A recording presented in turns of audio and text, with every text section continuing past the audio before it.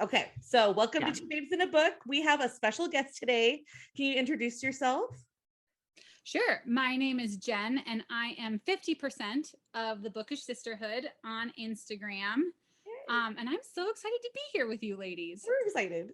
Yay. And we only talk about the Bookish Sisterhood account like every other episode or almost Honestly, every yeah. episode. Like we refer to one of their posts or we say, oh, they recommend this book.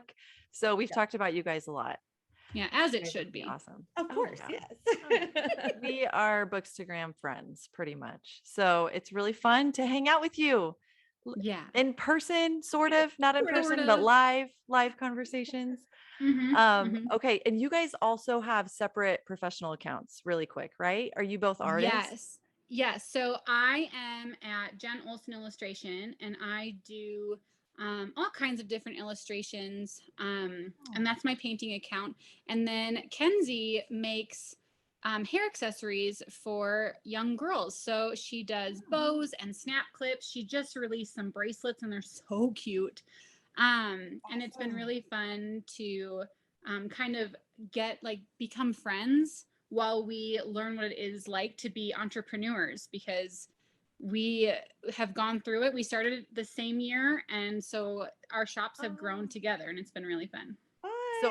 So you guys had those accounts first. Is that how you connected? Is that how you met? Yeah. How did you meet? I'm so curious.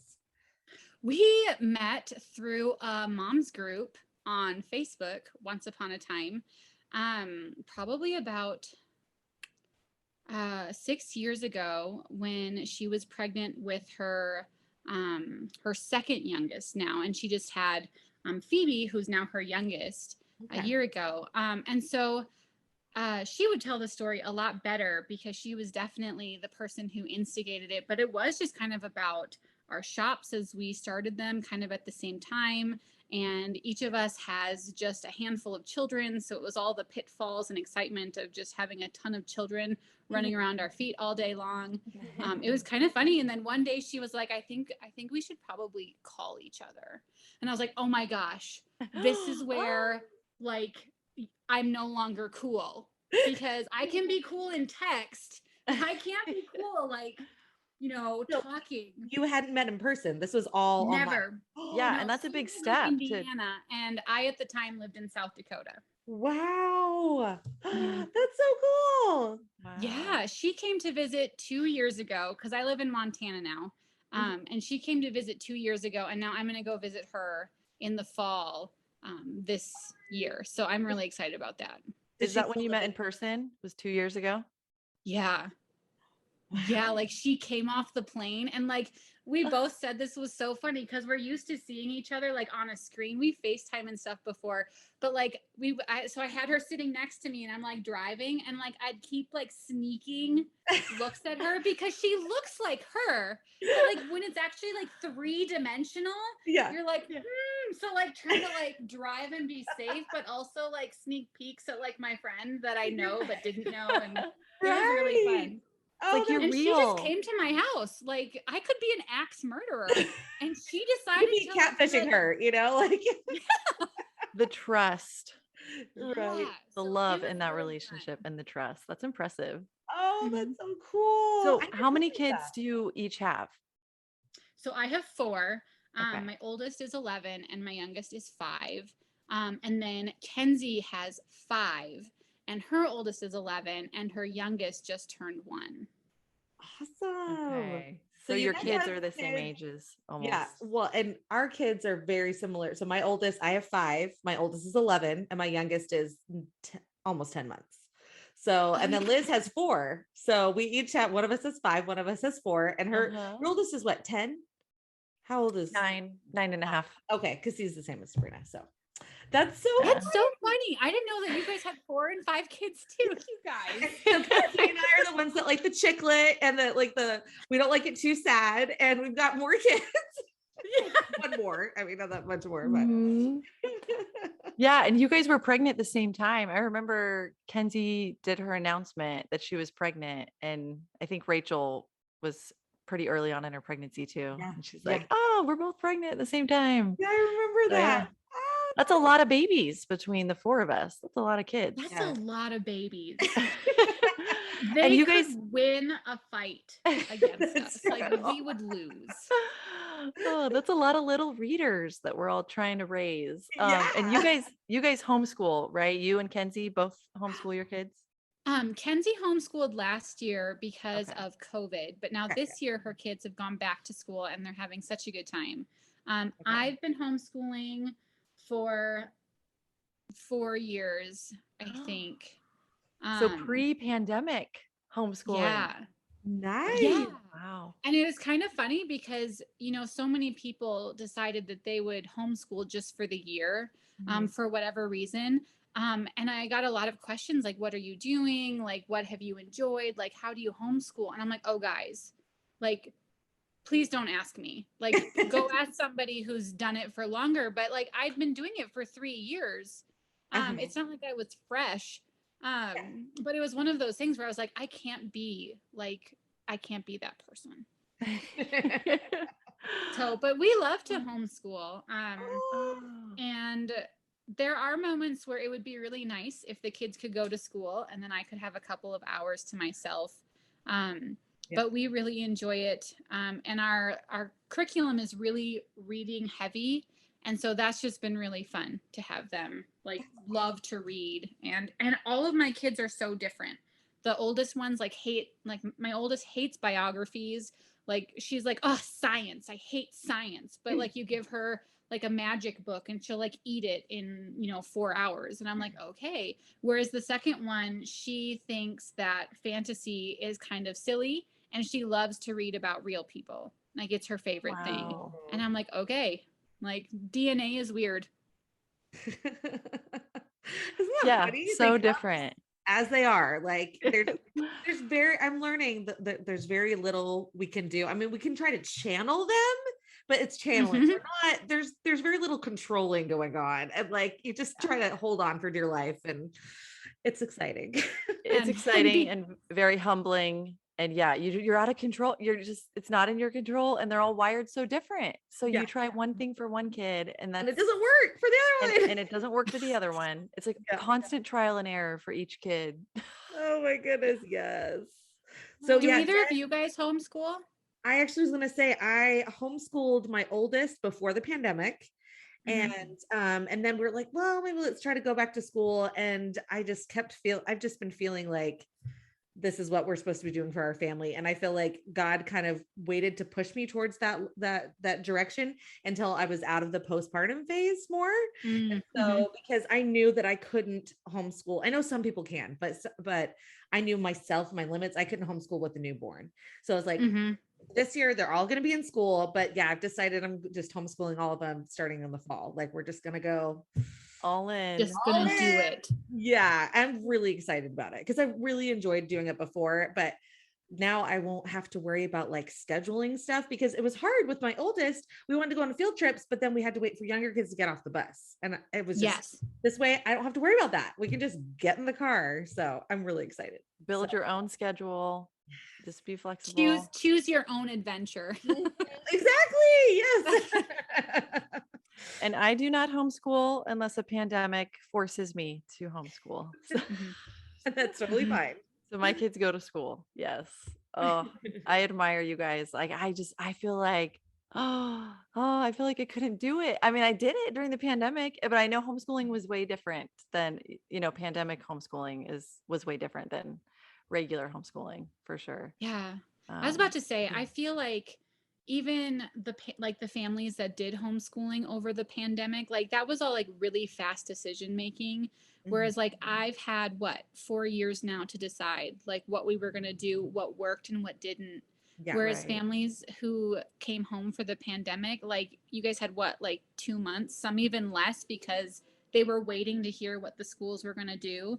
And then depending, like they made an instant decision. And I feel like that's more like crisis schooling than it is anything else. And you can't go explore and go to different places. I mean, you were just at home. Everything was shut down.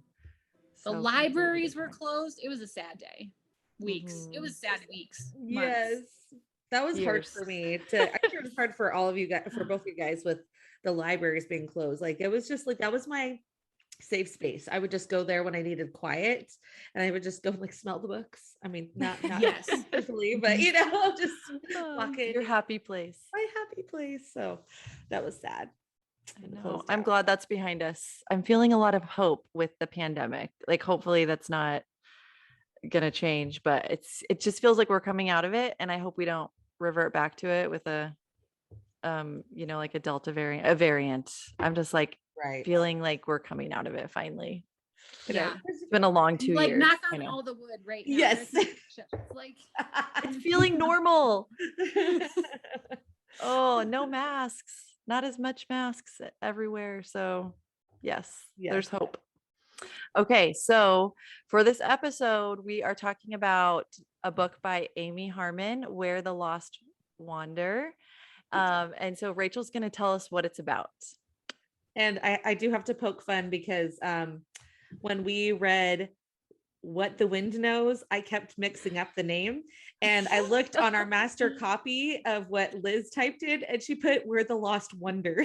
You typed that instead. I was like, Yeah. wait a minute, not just me. Okay, no, I do have to say my computer, I think, changed it, like auto corrected it. And sure. I'm like, Oh yeah, auto corrected. Autocorrect. Wait a minute, pause. Did you not could you not say What the Wind Knows? Because I could never say that title correctly. Yes. I said I'd be Where the talking Wind to Blows. Kenzie and I'd be like, where have you read The Wind That Waters in the, the book with the wind? Really blustery. Have you read it? The Wind book. That's so funny that you could this is not hard. This isn't hard, and yet it was. But it was. It was. Thank you. Is it the Jen. W's? Is it all the W's in the titles? Yeah. Rachel would always say Where the Wind Blows. And I wouldn't even pick up on it. And Liz would be like, I wish you did it Kenzie again. was here right now, because she'd be able to tell you exactly what I called it every single time, and it would just make her laugh. And I can't even remember. But it's the alliteration or something. I don't know. But I just could not say it.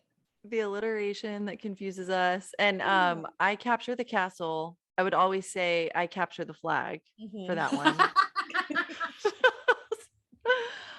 So I'm glad we're not alone with messing up the titles as well as the character names sometimes. Yeah. All the things. All the things every time. Okay, so this is the little blurb on Goodreads because, I'm not going to do work that I don't have to. The Overland Trail, Overland? We'll say that. The Overland Trail, 1853. Naomi May never expected to be widowed at 20. Eager to leave her grief behind, she sets off with her family for a life out west. On the trail, she forms an instant connection with John Lowry, a half-Pawnee man straddling two worlds and a stranger in both. But life in a wagon train is fraught with hardship, fear, and death. Even as John and Naomi are drawn to each other, the trials of the journey and their disparate pasts work to keep them apart. John's heritage gains them safe passage through hostile territory, only to come between them as they seek to build a life together. When a horrific tragedy strikes, decimating Naomi's family and separating her from John, the promises they made are all they have left. Ripped apart, they can't turn back, they can't go on, and they can't let go. Both will have to make terrible sacrifices to find each other, save each other, and eventually make peace with who they are. That's the Goodreads blurb. When they said that something decimated her family, I didn't necessarily realize they meant it. Like literally. Like actually literally. I was like, oh, it's kind of like when people call a book devastating. You're like, right, okay, devastating. I didn't realize that decimated actually meant that. Right at the beginning. That prologue. Yeah, it's the very beginning. And that was the main thing I did not like about this book, was that I liked it and didn't like it. I liked it because it just ripped off the Band-Aid, but then you go back in time and you meet all these people. And so it was hard for me to get close to these characters because I'm like, who's going to die? I didn't remember all the names of exactly who died because it wasn't her whole family. Right. But oh my goodness, it's just right in the heart. And after I finished reading the prologue, I remember thinking, well, at least we didn't get to know her family. I mean, it's devastating, but at least we Yeah. don't know the characters. And then all of a sudden they go back in time and I'm like, And no. then we did get to know all And of then we them. get to know all of them. So Mhm. becomes more heart-wrenching because Yeah. you're emotionally invested in the Mhm. characters. Yeah, Mhm. it definitely hooks you though. It's a Yes. good hook that pulls Yeah. you into the book and you're like waiting for it. When is it going to happen? When is it going to happen? Right. Mhm. So Which is I good and bad. actually read an interview with Amy Harmon, and she was saying that her editor, okay, so it says, my editor thought maybe I shouldn't start the novel with that because it might scare some readers away, but I felt very strongly about it. I knew the reader would have to be forewarned. Otherwise, the violence and the shock would be too much when it did come. I also thought it Oh. created some tension throughout the story that otherwise would not have been there. Much of the action in this book is simply the slow travel in a wagon train. So starting with that scene infuses the book with danger that it otherwise would not have had. So I can kind of see why, but if we weren't reading it for the podcast, I might have been too scared to keep reading. Oh, would you have put it down?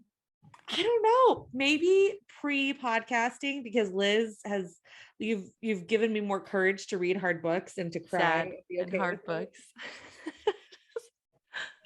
Oh. So I don't know. What about you, Jen? Were you okay with keeping on reading? Because it sounds like you're more okay with the hard stuff like Liz Yeah, is. do you handle hard reads okay? Do you cry? I don't cry. But I have found that this year especially there are certain things I can't read. And so just going in and that being the first chapter, I was like, "Oh my gosh." Yeah. Like what else is Like here? what happens next? Like I can't. Mhm. Yeah. But it's our monthly book club right now, and so we're going to discuss it with our followers at the end of the month, and just knowing I'm really glad that it was in the front because I could immediately tell Kenzie like I don't think this is the book for you. Right. Like you just had a baby. She's under a year. There's violence immediately in terms of family and children. Like, I'm just not sure this is the one for you. And so I'm really glad about that because then she felt no compunction to pick it up. Yeah. And so, but it was kind of one of those things where I was like, oh my gosh, if this is the first chapter, like I am not going to make it. Right. So, but it's Amy Harmon, and I did love. I've loved some of her other books, and so I know that she can craft a book well. So that also, drove me forward. And then when we went back in time and they hadn't even left yet, I was like, okay, maybe this won't be so bad. And then it wasn't until the very end. No, what is it like? Three-quarters of the way through? Yeah. Where I was like, oh gosh, like here we go again. I just don't know if I can do this again. But at that point, you're like committed. Right. You're like, You are committed. Yes. What's going to happen? So, yes, you had to know. You had to find out what was going to happen. So true. She makes her characters so just real. I don't know. It's realistic, the tragedy that happens, because things like that happened on those trails. And yeah, I think it did build suspense too, starting out with that scene and just kept the story moving forward. But and I gotta say, I am glad. So Jen, have you read The Island of Sea Women? no. So it's about women in South Korea. They're divers diving off Jeju Island, and it has a really, really hard, horrific part that we weren't expecting, and that was like the middle of the book. And so that made me feel more icky than this book did for some reason. And I think maybe Amy Harmon was kind of spot on with like it would be too shocking in the middle, but because we were warned, even though I don't know, I have very mixed feelings about it. Like basically I don't want anything bad to happen. That's really what I want, but that's not life. Yeah. So yeah, I know. I think it would feel very untrue or inauthentic if they had made it from point A to point B and just the axle had broken. Right. Yeah, with no deaths in their Yeah. family. Because we've all played Oregon Trail. Right? Yes. Like, Every year yeah, I Rachel and just- I. we all know. We all know all the things that can happen. Yes. Was it Oh, good also old. dysentery? I feel like that's what I always died from, or something like that on Oregon Trail. It was like Yes. cholera Because or they did dysentery. too. Yeah, Yeah. Yeah, was it cholera they talked about in this book? I think it was cholera, but I feel like I died of dysentery. I don't know. Was it cholera? Ooh. I can't remember. I don't remember either. These are the important details. I know. What I know. precisely were we all dying of? Right. I know. A friend recommended watching this new series that's out right now on Amazon Prime, or is it Paramount Plus? But it's called 1883. With Faith Hill and Tim Yes. McGraw? Uh-huh. I did not know that it had this. Yeah. It's Ooh. so good, but like we've only watched 3 episodes, but it's graphic. So I probably could handle it then, huh? maybe not. I don't know. Kind of a pansy. I'm more of a pansy with shows than books. But the acting is so good, and especially coming off like, or while I was reading this book, it was fun to watch that kind of those kind of things go down, but a lot of people were on that show were dying from cholera anyways. And I'm like, oh, that would be so awful. I know. And the fact that they'd be like walking that morning and then they could be dead by that evening. Like that. Yeah, it seemed really fast. Yeah, because Naomi's sister-in-law passed away like within 24 hours, right? Yeah. Mm-hmm. Oh my was gosh. it her brother Warren? They were all W's. I Yes. think Warren was the oldest, right? Mm-hmm. Yeah, I was messaging Jen, like, tell me about the brothers again. I'm so confused. Oh, in this book, this is one of the things that I didn't like. Sorry, this is jumping ahead maybe. This book needed a map. Mm-hmm. I didn't realize I was such a visual person until recently. Apparently, I really love the maps and seeing where they're going. And I could Google it, but yeah, all the brothers are W names. And one of the brothers, wait, what was the dad's name? Because did the oldest brother share a name with the dad? What was his name? I don't Anyways, think so. it was hard to keep Mom, some. Mom, Pa, I guess. Mom, Yeah. Pa. So Warren was the Mom, oldest Pa. brother. Yes. Or William. What's the Is that dad? the dad? Anyways, I would get the family members mixed up a little bit.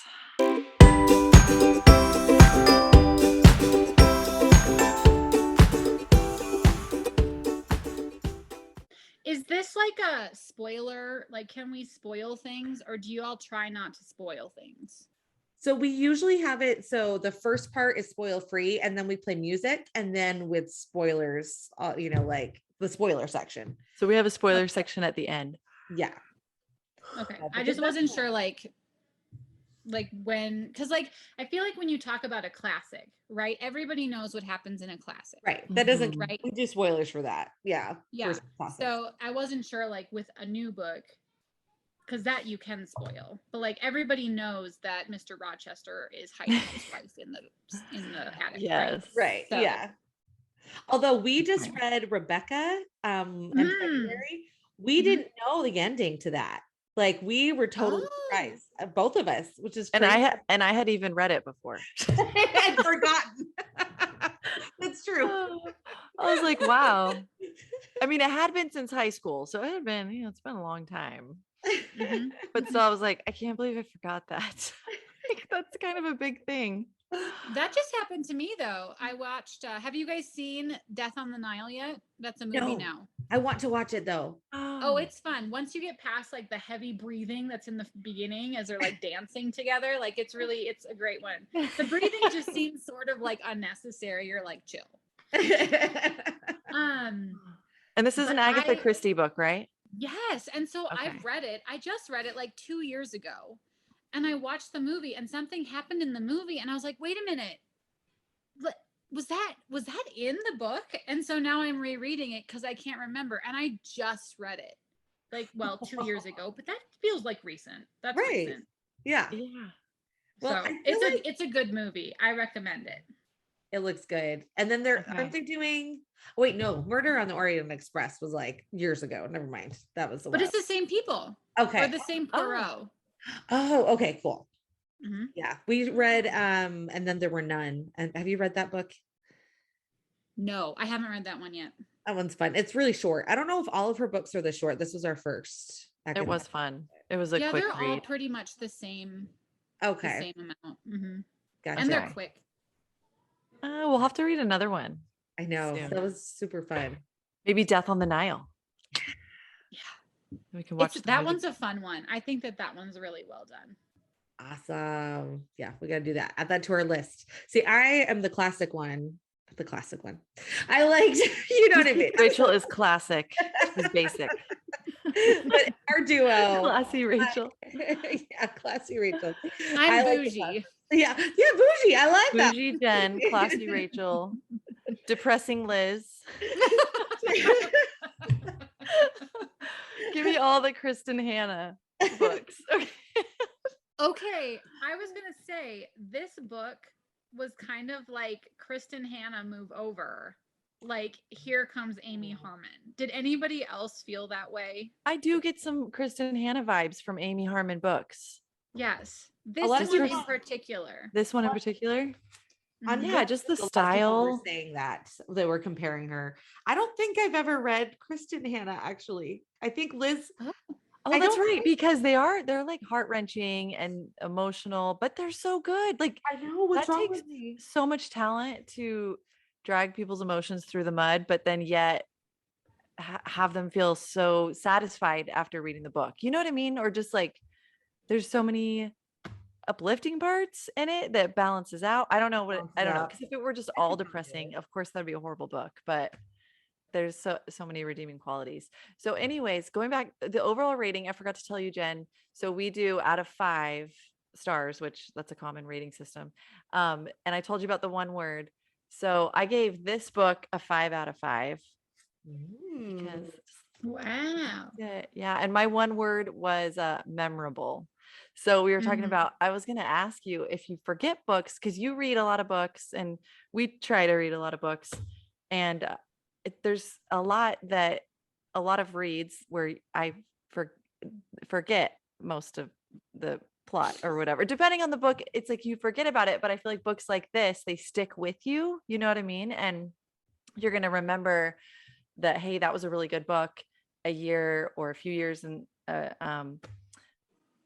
from here, and then recommend to friends. So there's just not a ton of books that are memorable like that for me. I mean, I read a lot of like 3 out of 5 star books, but this one got a 5 out of 5 from me. So Rachel, what did you give it for the overall rating? So I give it a 4 out of 5 because it was just really hard in some parts. And I'm just a pansy. But there were some really hard parts to read. Yeah, they were hard. So that was the biggest thing.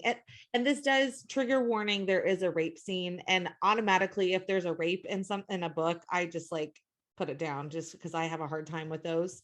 Not because anything has happened to me. I just have a hard time with those. So that's probably why. But I mean, I really did love this book. Like love it. So, and then my one word was treacherous, because they're on this treacherous journey, and good one. You know, Oregon Trail. Everyone dies. A lot of people died. There's death. Yes. There's some death in this book. Jen, what rating would you give this? Well, I just looked on Goodreads and I gave it a 5 out of 5 too. So nice. There you go. Very perfect. And yeah, I really struggled with the rape scene. I mean, it was short. I mean, it was, in terms of like graphic, like it really wasn't, but it still like was a punch. And so I think I really struggled in how to rate it, because I wanted to rate it accurately. But also knowing that like, I think that we need to get to a point now where we are doing content warnings at the beginning of books. Kenzie actually just sent me a picture of a book that had it rate on the front, right after like the publishing info, kind of like a dedication. It was just right there. That's all that was on the front. And like, I think that we need to make that into a normal thing, because I think it's so important. But I really did love this. I loved that it was historical fiction and it wasn't World War II. And I love a World War II historical fiction. But it was so refreshing to read about something else. I felt like she was very fair in the way that she represented just the different people. You had lots of different people coming together, and you had all sorts. You had great, you had kind people, you had people that were very complicated.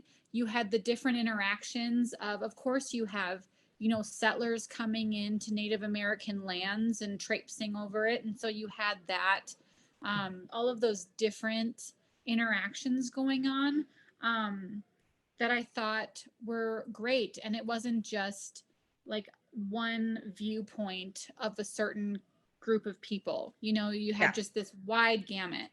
And so I was thoughtful about that, and I'm still thinking about it actually, which tells me that this is a great book because I'm still thinking about it. And I think my one word was surprising. It just wasn't what I thought it was going to be. And so I'm still mulling that over, I think. But it was a surprising read. Yes, that's such a good word. And I agree about her treating things fairly. I felt like in so much, I feel like, I don't know if it's a political climate or whatever, but I feel like we get so much focus on like, this is the bad guy, this is the good guy, or like, I mean, even like Marvel movies, it's like bad guy, good guy. But in this book, they had Native Americans that were giving and loving. And there's the part where the Native American woman breastfed the white settler's baby, right? And then on the same token, there was Pocatello, who was, murdering white settlers. And then they had the flip side of like with the white settlers who were really, really giving and kind. And then there were ones that were, that would kill and murder and rape and all that, So I think it was Ma that said it, and I can't remember the quote, but yeah, that basically there are kind people, or maybe it might've been John Lowry, but there was a good quote in this book about that, how like there were all kinds of people, there were all people. Yes. I felt like universality of humanity was like a really big theme in this book. And I loved it. I didn't feel like she was trying to preach to us about like, these are the good guys and these are the bad guys. Like, it was so refreshing. Or this is how you're supposed to feel about this. Yes. Yeah. Like she just presented the facts, or, it's fiction, but a lot of the facts though, and you could take from it what you wanted to. So yes. Yeah. It was nice to have John Lowry's perspective as, giving us that side with the Pawnee and the Native Americans. Yeah. And I think that was him talking to Naomi, just like there's unfairness happening on both sides, Okay, it was him. or unkindness happening. So it's not fair to just pin it on one group because it's happening with both sides. So yeah, I enjoyed like the layout of the book, the perspective, it switched between Naomi's perspective and John Lowry's. I liked that. Did you guys both read with your eyes or with your ears? I read with my eyes the whole time. Nice. Did you listen to audio?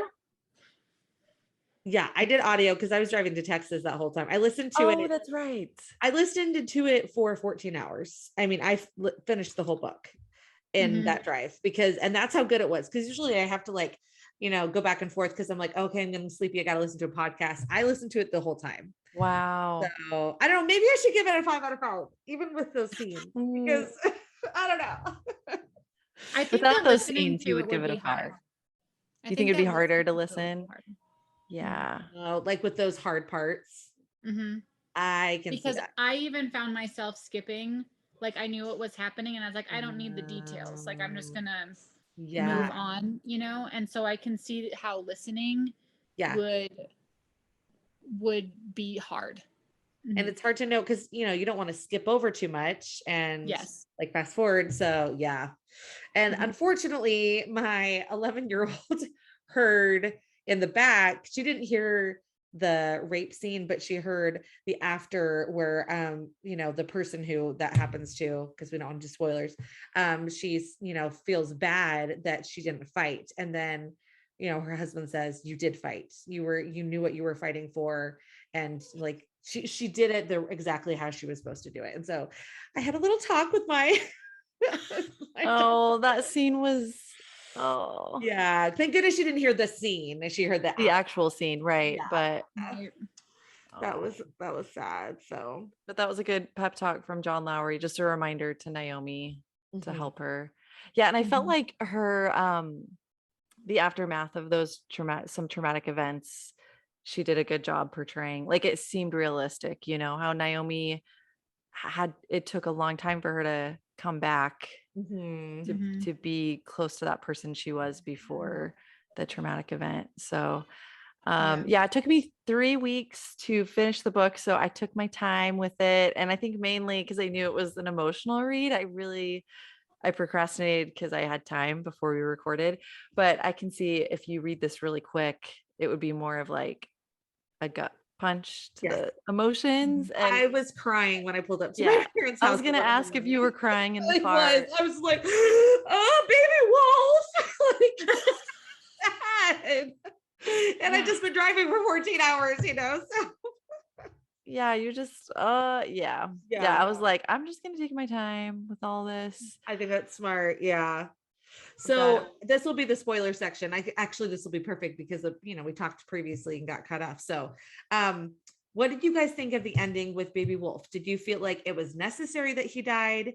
Because wasn't it John Lowry, I think, was the one that said, you like that you wouldn't be able to let go, or Mhm. I Yeah. can't remember. Was it John yeah, Lowry? Yeah. I wrote that quote, I think.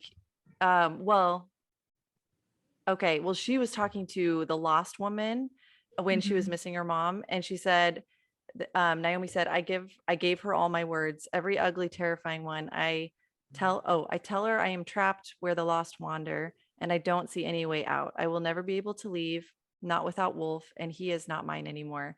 So I really feel like that Yeah. did have to happen, but I wasn't, so it was surprising because I was thinking they were going to go in and take him Yeah, they and were gonna run off. rescue him. But Yeah. then it makes total sense that that couldn't have happened because that just wasn't true to John's character, and that the whole like they were wanting peace. And Yeah. Mhm. I don't know, just the relationship that he was building with that chief. What was his name? Washaki. I'm like, oh, I'm gonna butcher it. I loved seeing their relationship evolve. I don't know. So I personally feel like that was the only way in the story. I don't know. What do you think, Jen? It was I think heartbreaking. I was fine emotionally yes. until the end with Baby Wolf. Mhm. That's the part that I bawled at. Yeah. Yeah.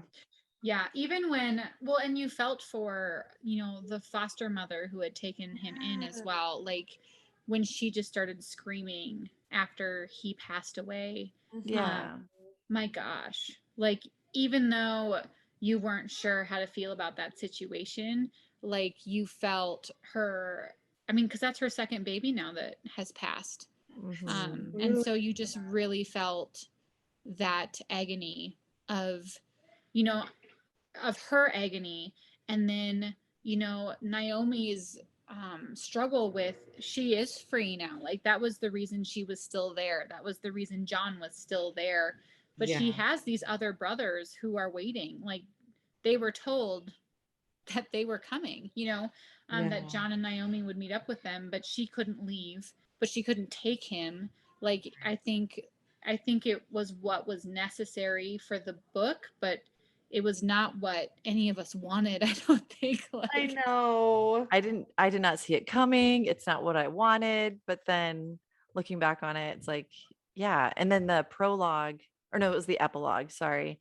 She said mhm, that John said that Wolf freed her, that she mhm, wouldn't have ever been able to Yeah. leave if it weren't, yeah, Wolf kind of had to choose to leave to free Naomi to Yeah. go back mhm, to her Oh, family. and the part where It there is were achy. okay, the part that I cried even harder was that there were two footprints. There were wolf mm, footprints and then a woman's footprints. And so mhm, he went with his mom who had already passed away. That was just it I was so know. beautiful that he got to be reunited with his real mom, I mean his mhm. biological mom. And yeah, that was That was a beautiful part. And then like later, I think the footprints in the snow were gone, right? Yeah.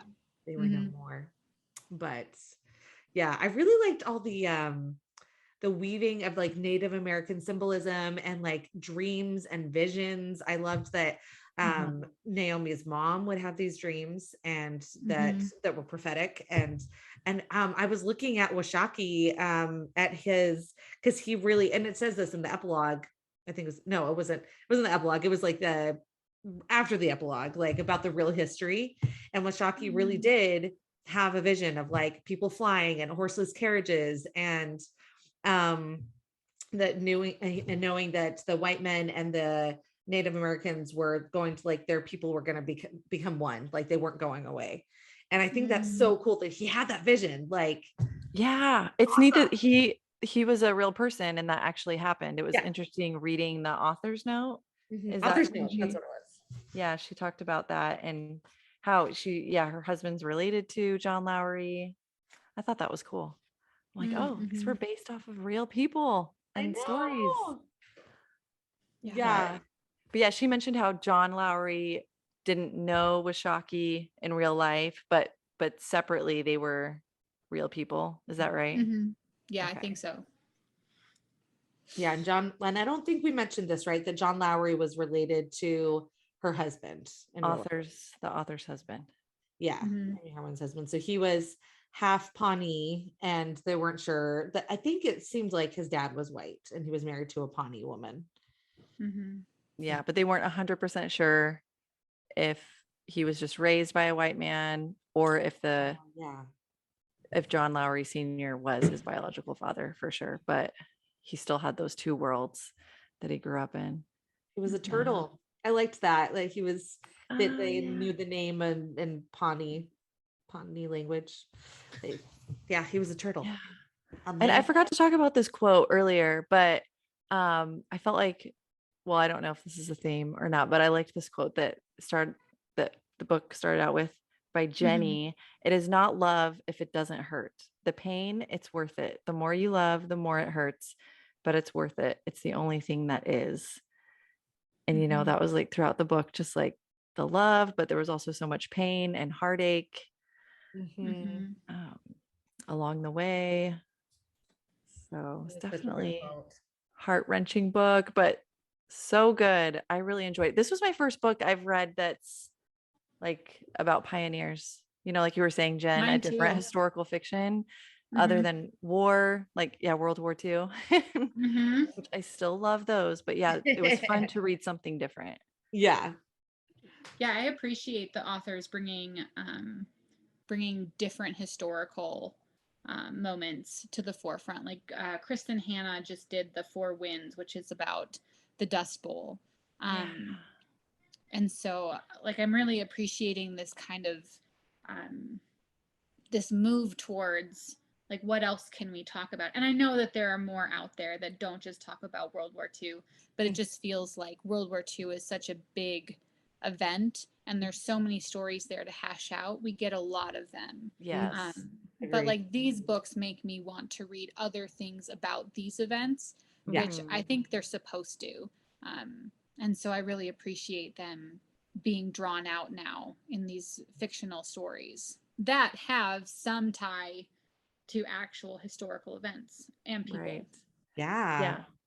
That's one of the things I love about Ruta Sepetys. I don't know if I'm saying her last name right, but she's a young adult author. She writes about really obscure historical events, and they're normally tragic. But she's such a good author. I'm reading that right now. Oh, is it good? Yes. Are you liking it so far?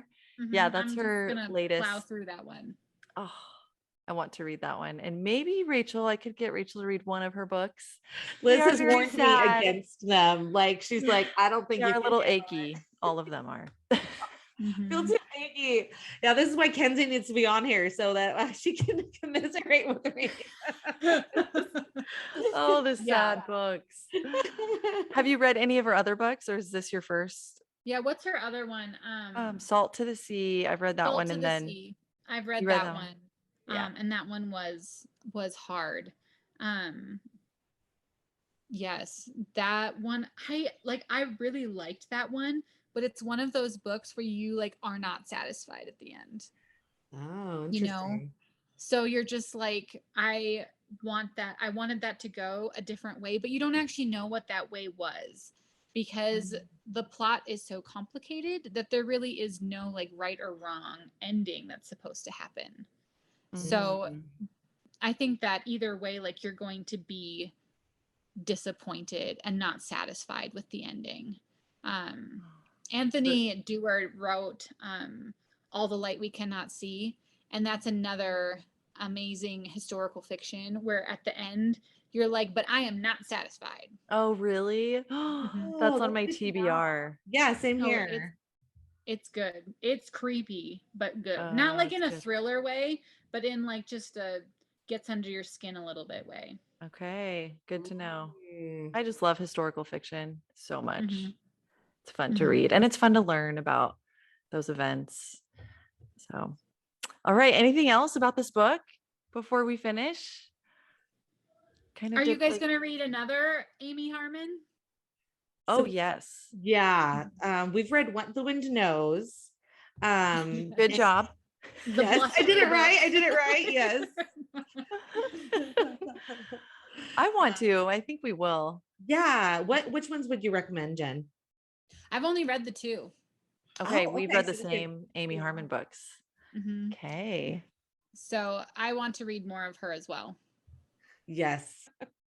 Okay. So Amy Harmon books that I wanted to read because I've got a good friend here in Quincy that has read a bunch of the Amy Harmon books now after listening to our podcast.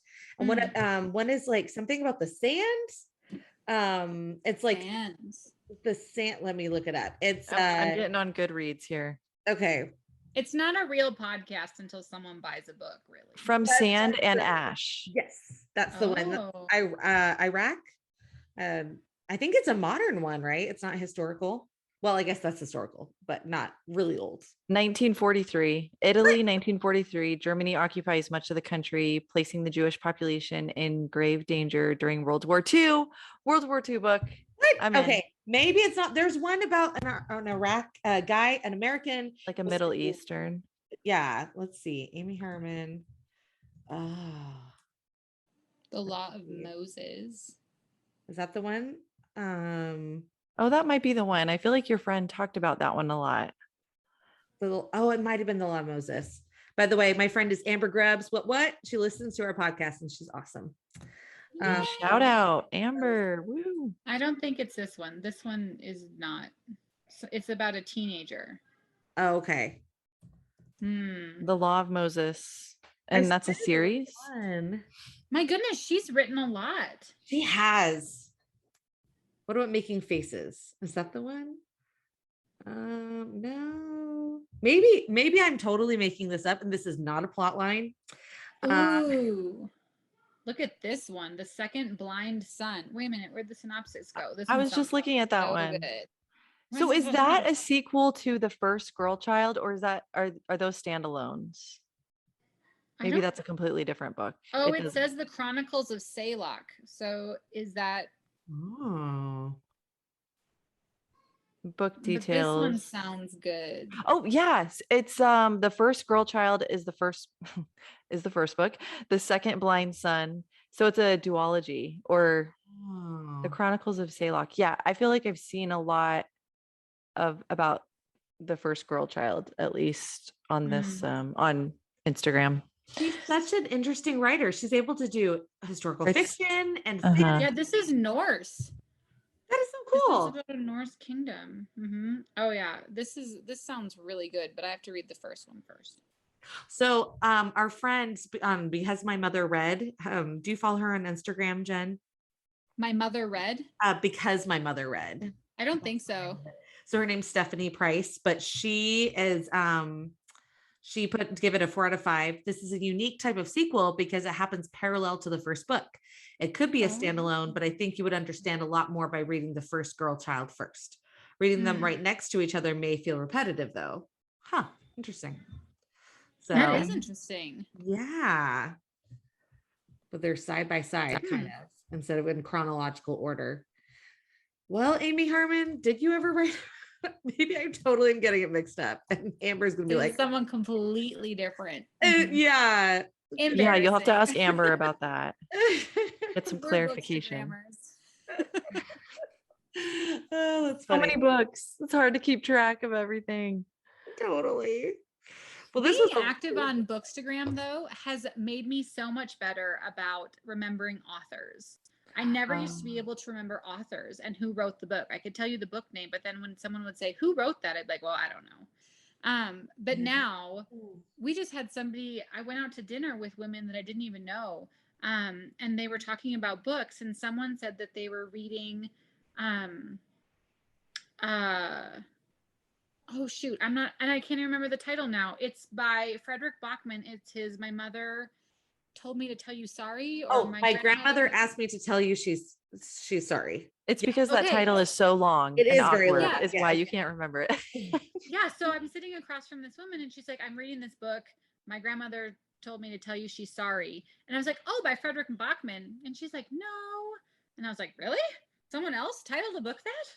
What are the chances? I'll look it up. I was like, I'm pretty sure it's Frederick Bachman. And then she looked it up, and she was like, "Oh, it is Frederick Bachman." I was like, boom. That's right. boom. I totally agree. Yeah, I've learned about authors. It's helped me learn about authors a lot more through Bookstagram, and just remembering them too. Their style.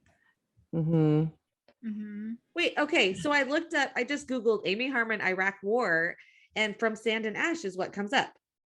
Oh, Maybe so she meets someone. Maybe there's some sort of connection. Or maybe it's a time travel one, because that happens in What the Wind Knows. Oh, it was so good. That was You are on a roll with that title. Good job. You're I know. I practiced so many times. 3 for 3. Yeah. I still maintain that the What the Wind Knows is the perfect book for people who are suffering. Well, now they're not anymore, but that Droughtlander feeling of like, we want to read more Outlander, but there's nothing left to read. Really? He just came out with the next book. Yes, I was like, this is Outlander, but in Ireland. Interesting. And of course, then it veered off and had its own separate story. Okay, but it's a really good pick for that. I don't know much about Outlander. I haven't read it or watched the series. I've heard about it, but so that's a time traveling. Outlander's time travel. Yes. Yeah. Mm-hmm. Have you read those books, Jen? I've never read them. So I've read 1 through 5. That's pretty good. Yeah, it is, because they just keep getting bigger.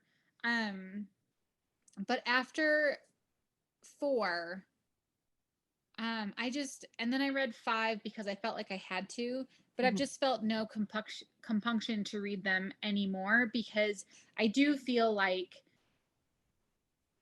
I feel like they need a good editor, and they're not being edited well. They're these massive volumes, and they have these pockets of things that happen that are really important, but then you have pages where nothing happens. And some people love that because you really get to, spend time with the characters, like quietly, and as they just go about their day. But I think you can do that well. And then I think you can do that like not well. And so I think that the most recent Outlander books, they just really needed a good editor to pare them down a little bit. But I reread numbers 1 and 3 like every year because I really love them. That's something. And 2 is necessary. You have to read 2. But you just don't want to read it because it's not like one of your faves. Right. I just don't want to reread it. So I always reread 1 and then 3. Oh, nice. Okay, it's Making Faces, ladies. Sorry, I'm so stuck on this. Ambrose Young, an Iraqi war veteran. There we go. It's Making Faces. Making Faces. So now you can sleep tonight. Oh my goodness. Yes, it's Making Faces. That's the one. Okay. I don't know why it says From Sand and Ash. I think it's because they were talking about the attacks on 9/11 and the Iraq war and a Q&A from Sand and Ash. Anyways, we're done. Okay. You did with that. Well Moving on. Like, this is gonna drive me crazy. Oh my goodness. So we'll have to check out Outlander. I know I have a friend here that has watched the series and absolutely loves it. And Mhm. she wanted to rewatch the series, but then she was like, there's so much drama, like it just was too hard, she felt like to rewatch it. But Mhm. yeah. Have you seen the series? I have. Okay. Um, I love the actors that they've chosen. The series is a little bit too graphic for me. And Mm, so I spend a lot of time fast forwarding yeah. because, And that's what I've uh, also heard. yeah. And so some people love it and, they watch it and then I can't. I have to fast forward some things. Mhm. And the book is graphic-ish. Mm. So if there's like something between like a bodice ripper and like a sneaky peek through the door, Uh-huh. like for the brief moments, it's like somewhere in there. Okay. Um, I can yeah, it's handle kind of that. hard. Yeah, because when I first read it, I thought it was really graphic. But then when I started reading other books, I realized that it really wasn't. Yeah, Mhm. Um, comparatively. So the show is a lot more graphic than the books. yes. Hmm. Okay. Okay. Mm. Yeah, I think so. Plus, visually, Yeah. I think it's Mhm. just different when you see something versus when Definitely. you read it and you can siphon it through your own, Yeah. interpretation almost. Mhm. Mhm. Hmm. That makes sense. But I really enjoy them. And is One it through still three. going? Yeah, 1 through 3. Is it still Is going? the series done? Yeah, it's still going. They just, I know that Still they're doing going? a season now. And then I think they have another season at least, but I could be making that up. How many books are there? Did we already talk about that? Diana, she just released a new one, like just. Oh, so the books are And still being it's released and they have It's huge. seasons. Well, this one is like it's been several years since the last one, and so people have been waiting. Kind of like when Game of Thrones, it like ends in the books, and so people have been waiting for the next one.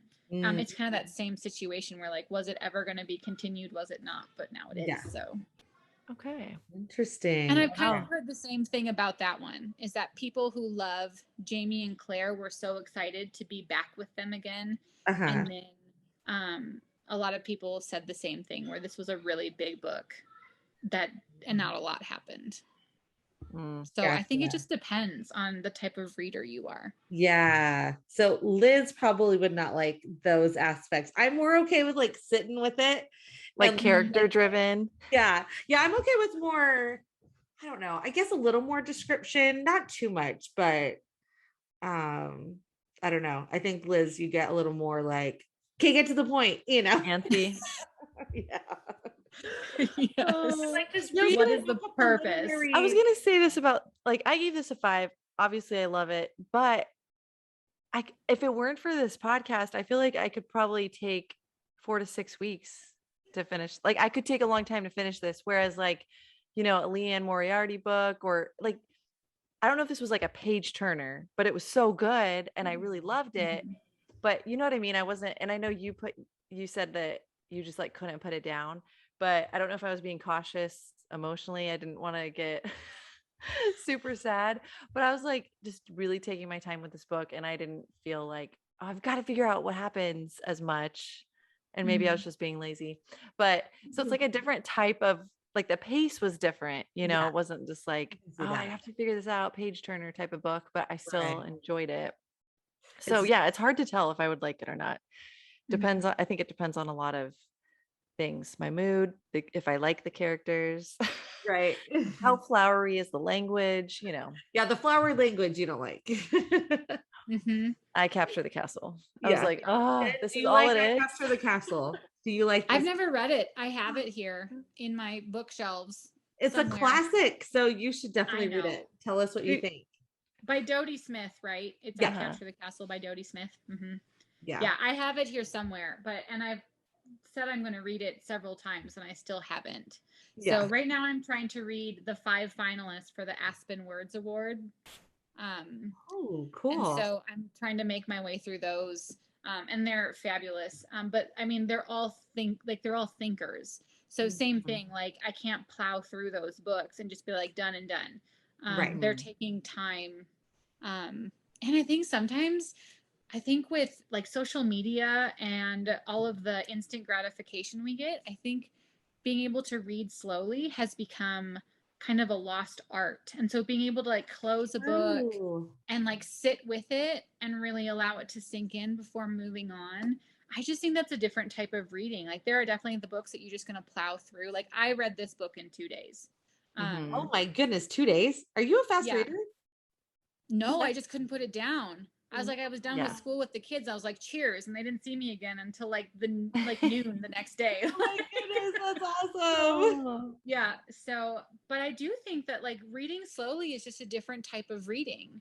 And it's just not one that we do very often unless you're being really intentional about it, or unless you don't like the book and you're forcing yourself through it, I guess. But. Yeah. One or the other. It's so true because it's like it takes patience and you have to slow yourself down. Like Rachel and I have talked about this. We use audiobooks so much because like we're really busy and it's hard just to like still our bodies and just take, even though we have a bunch of stuff going on in our brain, bunch of responsibilities. So it's really difficult to just like sit and enjoy a book. Because you have social media, you have family responsibilities, you have to clean your kitchen, everything, but it's the kitchen. But it's so good though, just to like sit with a book, let it soak in and You're think not about doing it. anything else and you're savoring it. Yes. Savoring is a good word. Savoring. Yeah. I like that. Mm-hmm. So it's a good skill to keep up. That's such a good point. Yeah. Being able to just sit and read slowly. Like we're so focused on achieving things in our world now, and in our society, just like, okay, like how many books can I check off the list? And it is really fun. It's like a fun challenge, Goodreads and stuff, but sometimes it's okay to just read slowly and enjoy it. And, so my husband and I were talking about like listening to audiobooks on like 1.5 or whatever. And he was like, isn't the point to enjoy it? Like, why are you trying to rush to get through it? And I'm like, well, I got to finish it for the podcast or whatever. But it's true. Like, I can't enjoy it as much if I do it like super fast on the audiobook. So it's okay to slow down sometimes. On 1.5 speed or 2. Yes. Do you listen to your audiobooks on like high speed, Jen, or like 1.5 speed? What kind of audiobook listener are you? I don't think I listen on one speed very often, just because I feel like audio, the whole point is that they read it and they read it well. And so there's just a lot of drama and pauses, like as there should be. Right. But I find that ends up going very slowly. So I don't listen to them really fast. I probably average like the 1.25, 1.5 setting. So I just speed it up a little bit. But yeah, I have to read it. I have to listen to it faster than one normally. It's so true. Depending on the book, they have so many pauses. And it's like, it's part of the acting and the delivery, but you can definitely speed it up and it's still normal to listen to. Yeah. It doesn't even get squeaky until you get to like 2.5. 2.5. I could not do that. Like I can't, when I get close to 2, I'm like, no, this is too much for my brain. Yeah, my sweet spot is like 1.25, 1.3. Like that, I feel like is good. It's fast, but it's not too fast. And if it's a book that just it's a lot of action or something, I could do 1.5. But if it's like things that you really need to pay attention to, then I can't do it that fast. Yeah. So yeah. You would miss the details. Kind of like Marco Polo. If you have it going too fast or depending on the person talking, it's like, nope, can't do that. You pay for the good Marco Polo, Liz, so you can get the upgrade. I can't. I'm bougie. You're bougie. I can't listen to people fast. I have to do the normal speed. So a friend from college, like her sister and then myself and another college friend. So there's like 4 of us. We split the annual fee for the Marco Polo upgrade. So that's kind of like I got roped into. Otherwise, I wouldn't be like, I'm just going to pay the extra. But it's like we're going in as a group. I'm like, okay, I like that. I like the. How is that possible? Perks. Like if you have different accounts. So someone pays. Oh, I think there's some sort of like group rate for Marco Polo. Okay. Yeah. And then we just Venmo her the amount, So Jen, do you and Kenzie Marco Polo or do you FaceTime? FaceTime? We call, we talk to each other almost every day. Just call every once in a while. We FaceTime. because we need like an opinion on something. Uh-huh. But yeah, we're old fashioned. Phone call, lots of texting, and then FaceTiming once in a while. Uh-huh. That's So, awesome. yeah. Yay for technology. Oh, I know. It just like all of the friendships that you can make now that like you would just never even know these people existed. Right. I know. Yeah, my husband was like, have you met this person? Have you met Jen in real life? I'm like, no, this is so fun. And I am not an axe murderer. Still alive. At least not from what we can see. If you barely turn the camera, you can see, the dead bodies over in the corner. I know, and we all And know look I'm at this not next tech-savvy, background. so I love your books in the background. What did you say, Jen? I said, and we all know I'm not tech savvy now, so it's not like I can like fake it with like green screens and everything. You don't have a fake background or anything. No, I don't even know how to do that. That sounds scary. Oh, well, thank you so much for joining us. This has been a blast. It's been so much fun to talk to you about all this, about books in general. We'll have to do this again. This was fun. Yes, let's do it. We obviously have very similar tastes because we're like, oh yeah, Bookish Sisterhood is reading this one. Let's do that one. Like it's happened several times. So I'm sure we will have to have both of you guys on at some point. And Kenzie and I can commiserate about, our depressing partners. Maybe that's what we should do. We should we should do a Kristen Hanna book or like a Ruta Sepetys book. And like the Nightingale. Neither of us has ever read it. Yes. I would reread that. Have you never read it. I've read it, but it's been 2 or 3 years. It's on my TBR. I think I could do it. Should do the Nightingale. Yeah, lots of people. And then we do a cute chick flick one. and then Rachel and Kenzie can recover. We need to read a fluffy book. We just finished reading The Cheat Sheet. We're going to do a podcast episode on that. Have you read that, Jen? No, but I want to read her new one, When in Rome. Oh, I really that one sounds so lovely. I've got to read that one. I love The Cheat Sheet. She loved it. I knew you would. I knew that you would love that cheat sheet. I started listening to it again, actually. I loved it so much.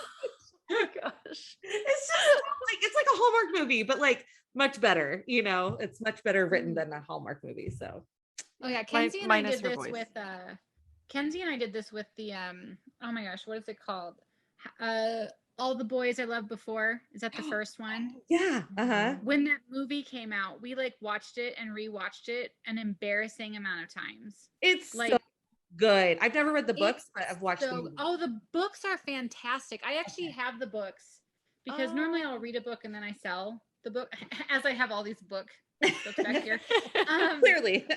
But the ones that I like, but I'm not going to ever read again. There's all those books, like I'll sell those. I kept all 3 of that series by Jenny Han. Really? And I'm saving them for when my girls get bigger because I think they're so fantastic. They're great. That's awesome. I would definitely rewatch those movies. The first one, especially because it's been so long. So cute. I know. I liked all of them. I think he is just adorable. Like, oh yeah, and don't follow him on Instagram. It'll ruin the whole vibe. Don't do it. Really? Oh no. Oh no. Really? Yeah, I hate that. Yeah. Okay. Thank you. I will. But not. she's in a new movie. I just saw a preview for it. I don't know what it is, but I'm like, I don't even care what it's about. It's about the space, which I don't normally watch things about space. But she's in it, and so I'm like, done. Nice. She was a good actress. I liked her, and I liked the little sister and the dad. I just liked everyone in it. Are there 2 movies? How many books are there? 3. 3. Are there 3 movies then? Yeah. Yes, but don't watch them. Don't watch them all. Just watch the first one. Did you not like the second and third one? No, I didn't. Okay. Because I liked them, but I haven't read the books. So Kenzie said that she liked them. She liked the second and third one more when she watched it again. Okay. So maybe the books kind of ruin the second and third one. Or like not that way, but like the books are so good. Do they kind of change it in the second and third movie? Yeah, or is it just how they deliver it that kind of? And I felt like they just kind of lost the charm a little bit. Like that first one was just so charming. Yeah, that's true. And the second and third one, Yeah, they changed a couple of things. And I felt like they missed some of the nuance that's in the books. And so that kind of was disappointing to me. But Kenzie rewatched them, and she said that she liked them better after she watched them again. We still, I mean, the first one is just lovely. Like, it's just a really lovely movie. And I think if you've watched the first one, you probably have to watch the second and third one. But just know that like the first one is the golden one. Yeah. I don't think I've rewatched the second and third ones, but I've rewatched the first one a couple times. So yeah.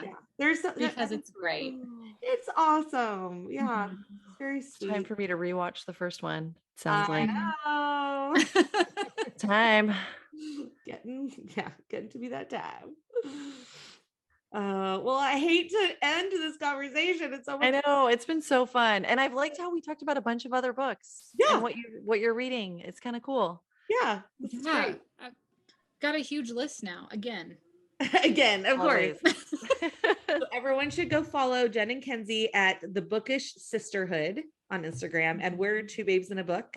That hopefully you guys know this if you're listening to this podcast and you've stayed this long to the end of the podcast. If anyone is still here listening.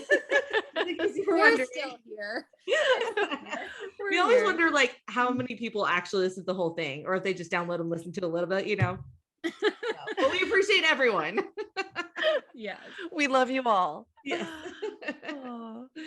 All righty. Well, thanks so much. And thank you. Yeah, this was great. And say hi to Kenzie for us. And we'll definitely have to have her on, both of you guys on again. So yeah. Yes. Yeah, she'll be really fun to be on next time. Oh, good. So cool. Thank you so much. Thank you, ladies. Yeah, thank you. ya. Have a good night. Bye. Bye.